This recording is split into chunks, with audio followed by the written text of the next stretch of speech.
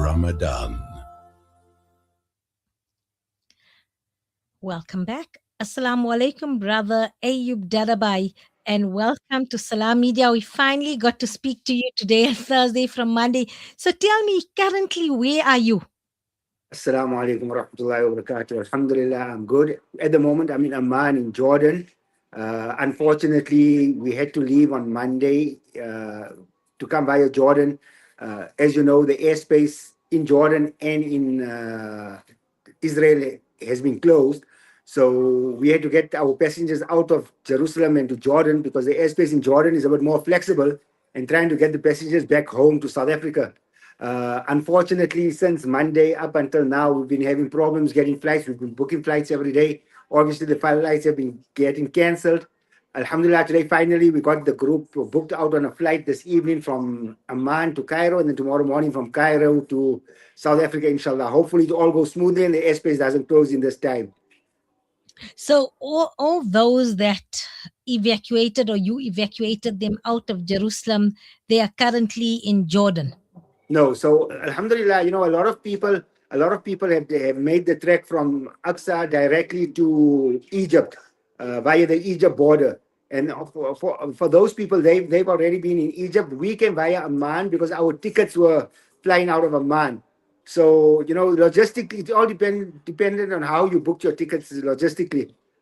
So our groups, we had to come to Amman and now flying from Amman to Cairo and from Cairo to South Africa.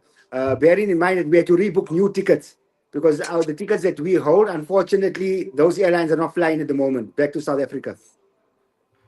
So tell me something. Let's just go back a bit. You arrived when in Aqsa? We arrived a week ago on Tuesday. So on the 24th of February, we arrived in Aqsa. So Alhamdulillah, Tuesday was beautiful. You have soaked in that atmosphere. I mean, I've been there. Allah's given me that opportunity to be there in Ramadan and experience it. I mean, 2024 was a difficult year, but Alhamdulillah, we got to experience the atmosphere there. So how was the atmosphere on Tuesday, Wednesday, Thursday? Just tell us, was it full, beautiful, magical? Okay, so obviously Tuesday, Wednesday, Thursday, when we arrived, the crowds were not that big, but Alhamdulillah, Friday, we had about 100,000 people that performed Jummah. Friday evening, the Aqsa was completely full. The atmosphere was like, the last day, normal last 10 days of Ramadan. Shops to the old city was bustling. Everything was going smoothly. On Saturday morning, we entered Masjid al-Aqsa because we were doing a ziyarat of Masjid al-Aqsa on Saturday morning. And within 5 minutes of entering Masjid al-Aqsa, we were told, the sirens have gone off. You've got to leave the compound of Masjid al-Aqsa for your own safety. And that was the last time we saw Masjid al-Aqsa open on Saturday morning at 10 o'clock in the morning. At that stage, did you know what was happening when they told you have to evacuate or vacate there?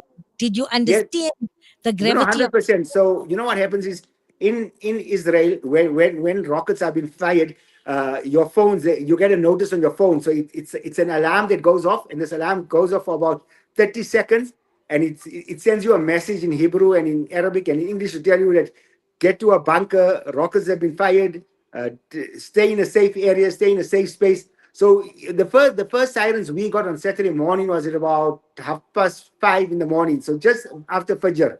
Then we got the first notification that the war has started, and obviously but we took it in our stride because this has happened before. Last year during the 12th day, we were in Aqsa and we could move around freely. Aqsa wasn't closed. The old city life was normal. Unfortunately, this time things have changed. The Israeli government had made a decision that there'll be no congregating, there'll be no groups, and on that basis, they closed Masjid al-Aqsa off.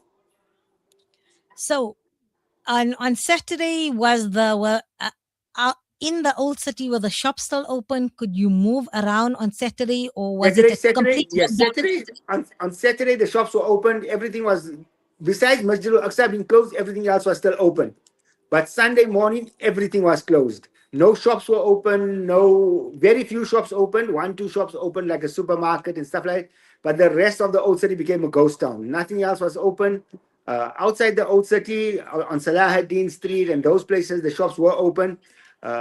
If you went to the Jewish side of this thing, their life was as normal. But when it came to the Muslim section, everything was shut shop. Oh, so that's strange. because I'm just thinking to myself now that if everything was okay there and life was allowed to continue as normal in West Jerusalem, so then East Jerusalem is a lockdown. It makes you wonder that, I mean, was it really a safety concern, or it's just No, now no, mind you, closed? mind you, on the outside Damascus Gate, the shops were open there as well. So it's only Okay. within the old city that was closed. So what they basically done was they had a very heavy security presence at the entrances of the old city, so at Damascus Gate and these places, and you were only allowed to enter the old city if you were a resident or you were staying within the walls of the compound of the old city. So any outsiders were not allowed in the old city. So I suppose, people, the shopkeepers and it must have felt it's not worth staying open if there's going to be no foot traffic in the old city. All right, I get you. So Okay. tell me something. The border, LNB border, was that then closed on Sunday? No, I think on Sunday LMB border was closed, but from Monday, Tuesday, LMB border was open for us to leave. Yes. But for people entering Jerusalem, was the border open for Uh, entry into Jerusalem? yes, you could enter Jerusalem, but I don't think anybody that like so. People from the people that live within the Palestinian territories, they were allowed to return. I'm sure if we went, they would allow us to enter if we got the confirmation of this thing. But it makes no sense to come at this stage because I mean you're gonna be confined to your hotel room, right? There's no like I said for the from Sunday, Monday up until Tuesday when we left, we were stuck in our rooms. We could walk in the old city, but that was it. But it's a very empty old city. Walking through It's a very, the very empty old city. and Like I said, for food and that, we did go outside the old city. We went to Salahuddin Street. A few of the restaurants in it were open there. Outside the old city, the shops in it were open, but it's dead. There's no one around. okay, what we're gonna do, we're gonna go. I'd like to understand and just see the experiences with you leaving Jerusalem. So, can you just stay on the line? We're gonna go for a short break, and then we'll be back, and then we'll then catch up in terms of how was it back out of Jerusalem into Jordan. No problem. Shukran. You are listening to Salam Media live from our headquarters in South Africa. This is Salam Media, keeping you company this Ramadan. You South African, of course. You anxious about the future. We've got you covered. Build on your wealth portfolio with Randry Jewelers Gold Coin Exchange. Visit us at 151 Stephen Dlamini Road, Musgrave, Durban, or call us on 031-202-4700 for more information. Randry Jewelers Gold Coin Exchange, your passport to gold investment. With Ashraful Aid this Ramadan, your zakat changes lives. It feeds families facing hunger, restores dignity to those in need, and brings hope where it is needed most. From food relief to essential support, your zakah reaches communities with care, transparency, and impact. Give with confidence, give with trust. Make your zakah count this Ramadan. Give your zakah to Ashraful Aid and help change lives today.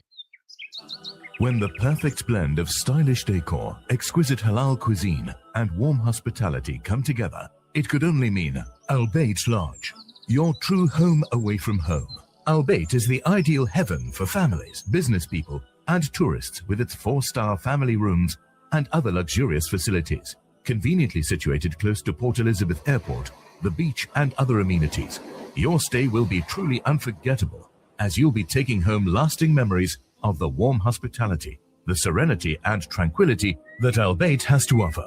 For reservations, call 041 583 6415 or visit www.albaytlodge.co.za. With so many investment options today, it's only natural that you might feel a little confused which route to take. Should I buy shares or should I invest in gold bullion? Randary Jewelers now brings you the Zahab coin, an alternative to the Kruger Rand. The Zahab coin, A solid wealth protector in its purest form of 24-karat gold is the safest way to protect your wealth. So don't just sit there and watch your paper money depreciate. Change to gold. Call Randery Jewelers now at 031 202 4701 or visit www.rjcoin.co.za, situated at 151 Essenwood Road, Musgrave, Durban. Randery Jewelers, the family name you can trust. You are listening to Salam Media live from our headquarters in South Africa. This is Salam Media, keeping you company this Ramadan. Welcome back. You tuned in to Inspired Afternoons with me, your host Maria Mia, and I've got brother Ayoob Dadabhay, who is a specialist in Aqsa tours, and every year he takes many South Africans for itikaf as well as throughout the year on Aqsa tours. And this year a bit different. His heart no doubt is in Masjid Aqsa, but he finds himself physically in a hotel in Amman in Jordan.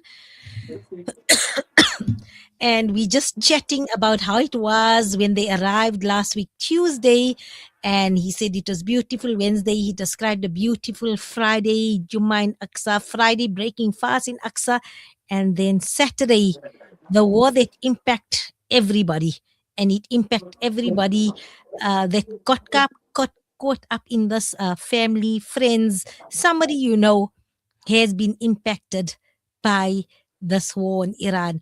So Ayoob, on Monday when I tried to get hold of you to find out what was happening, that time you were in a mashwara and you were very, very tense, because at that time I think the main thing was to get out of Jerusalem, because we didn't know how things were going to escalate or pan out, and you just wanted to get everybody to safety.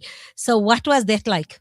So, the first thing is that the problem wasn't so, Alhamdulillah, I've been in Aqsa over the past couple of years, many times when rockets have flown over, and over the years, the rockets never ever landed near Jerusalem. And when you're traveling with people, when you got other families with you, and you've got to take them into consideration first. What had happened was on the Sunday and Monday after the war had started, a lot of the rockets had fallen very close to Jerusalem. One fell literally outside of Jaffa Gate, which is literally about 1.5 kilometers away from the old city. The other one fell in Bet Sheva, which is very close to Beit Hanina, about 5 kilometers up the road from the old city. And those rockets that fell had quite a massive impact on us that were in the old city, because we could feel the building shake. So obviously a lot of the passengers got a bit scared, and they were nervous and stuff like that. So taking all that into consideration, we felt it was the best thing to get them out of Jerusalem for their own safety, not knowing how much closer these rockets would fall. So on that basis, it wasn't only me as a South African operator that did this. The Brits, the guys from the UK, and then also on that Monday and Tuesday, everybody had left. I think by the time I left, there was nobody left, no foreigners left in the old city that had come for Ramadan to Aqsa. Everybody had gone. Yeah, and also there was no sense being there because everything was closed. So there was no point also just being in the old city, because you're not getting what you came for in the old city. Yes, because you can't even, if Masjid al-Aqsa was open, we'd stay and still go read our Salah in Masjid al-Aqsa. Yeah, food is not a problem. Food, we've got a lot of people in the old city. I've got a lot of friends. I can go to their homes. I can take my passengers to their homes to have a meal. That wasn't the problem. The problem was the fact that Masjid al-Aqsa was completely closed.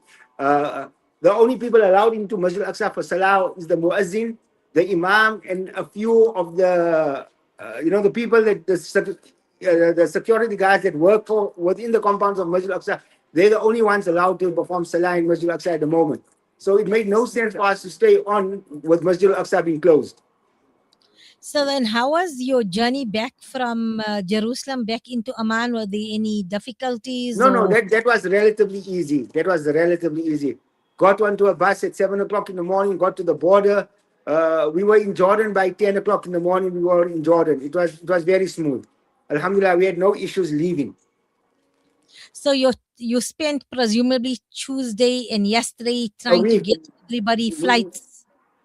Gee, so we spent exactly 1 week in Aqsa, and since we got to Amman on Tuesday, we've been trying to get flights, trying to change the flights. We've managed to change flights. We booked new flights, and then after we paid for the flights, an hour later we are told the flights have been cancelled. They're not flying. So it's a whole process. Now you got to start again and find other flights, and it's been like that for 2 days now. That we get booking flights, flights are getting cancelled. Booking flights, flights are getting cancelled. Alhamdulillah, we've managed to get the group booked onto a flight tonight to Cairo, but Allah tawakkal, we don't know if it's going to happen. We wait for closer to the time. If the airspace stays open, inshallah, they will leave. If not, we will have to rebook again. So were they I'm seeing now on social media that there were a few families that elected to then travel, or maybe it was from Aqsa, they were planning for Umrah, so they did the road transport via Tabuk down Yes. into Medina and there or Mecca. So Yes. have you got any feedback regarding Well, how yes. So most of the people that were doing the 3 Haram tour, obviously they were supposed to fly from Amman to Medina or Amman to Jeddah.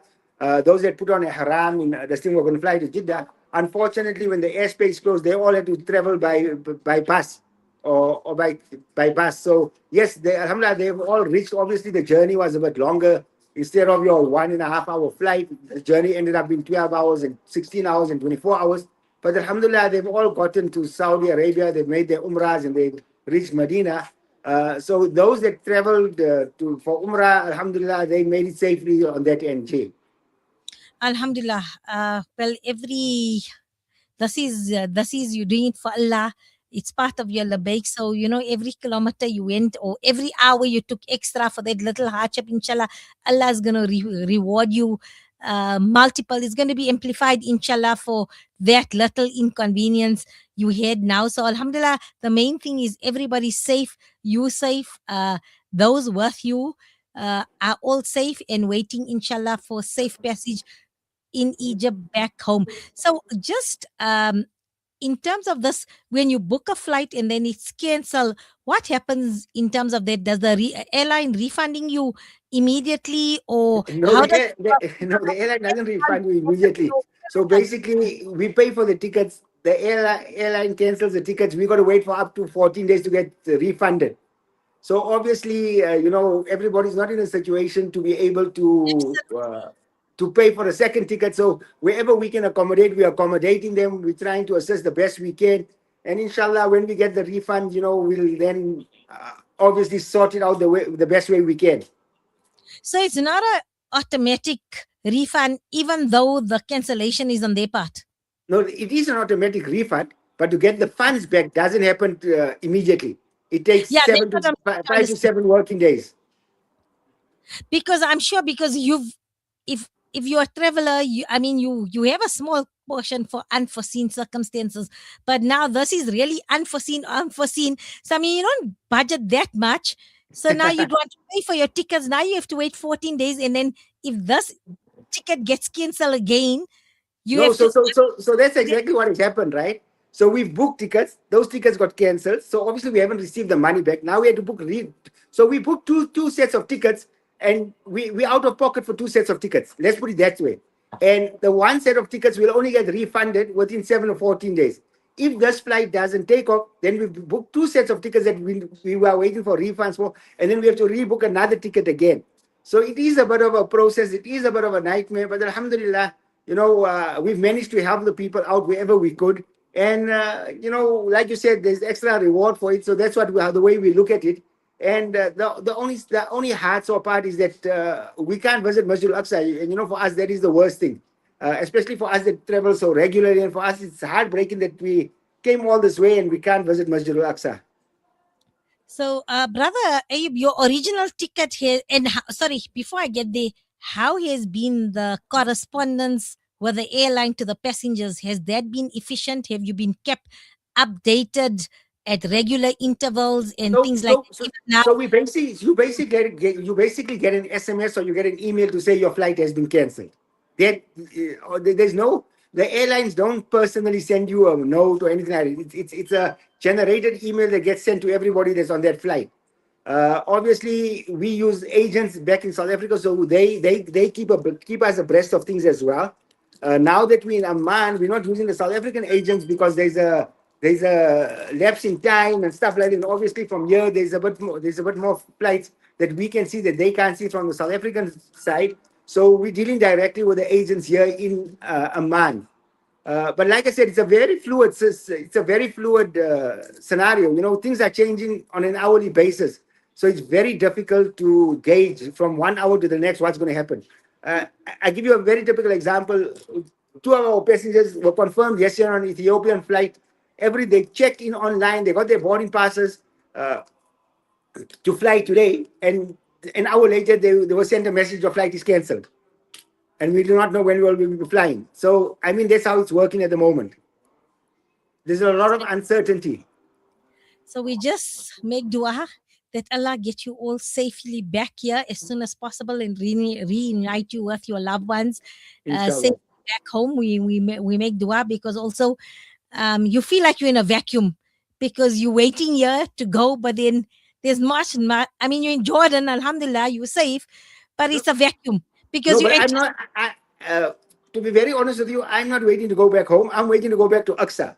So what I'm doing is every day I'm checking with my team in Jerusalem. What's the situation like? What's the updates? Are there any updates? When will Aqsa be opening? And you know, we do get some feedback. So according to some of the people, they said by the weekend Aqsa should open up again. If Aqsa opens, alhamdulillah, I'll be going back to Aqsa.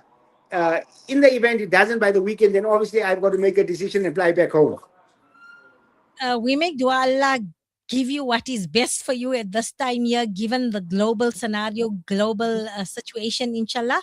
And for everybody, and we make dua, people, Allah keep everybody traveling in this time of uncertainty and unpredictability to keep you safe and reunite you safely with your loved ones. And for those who felt shortchanged that the time and Aqsa was brought to an abrupt end, and it was, like you say, 10 o'clock, it was just brought to a halt abruptly like this. Allah take you and reunite you and reunite your heart in Masjid Aqsa and allow you to spend a longer time. And we make dua, let's put one step further there. It's a time of dua, it's a month of dua, it's a period of dua. Allah take you back to a free Masjid Aqsa, not under constraints in it. So we go back to a free, liberated Masjid Aqsa. That's easy for Allah. With our duas, inshallah, we do that. Jazakallah for your time. And inshallah, let's chat again sometime next week. If there is no other drastic thing, but we'll keep in touch with you. And we just make dua that you are safe and you are comfortable. Okay. And inshallah, safe, salamat for your passengers traveling this evening. This is tour operator, Aqsa Splashless, brother Ayoob Dadabhay, live from Amman, Jordan. Assalamu alaikum wa rahmatullahi wa barakatuh. Wa alaikum salam wa rahmatullahi wa barakatuh.